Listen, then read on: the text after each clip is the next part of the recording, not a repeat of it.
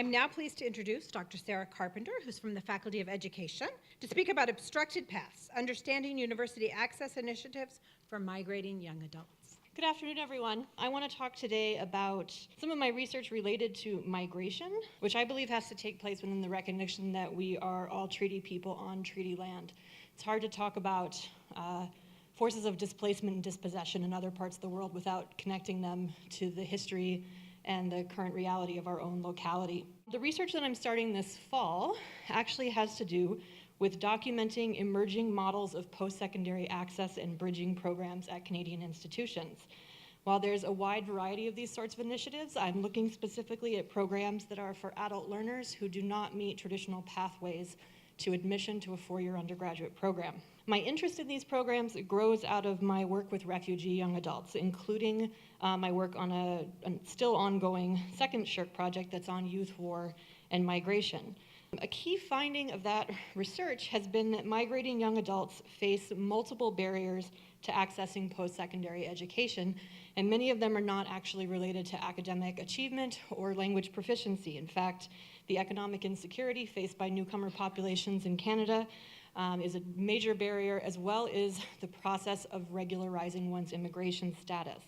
This graphic, which was very generously shared with me with the local Edmonton group, the Multicultural Health Brokers Cooperative, gives you a bit of a picture of the continuum of immigration categories today and the access that folks in these categories have to social programs such as housing, employment, and education.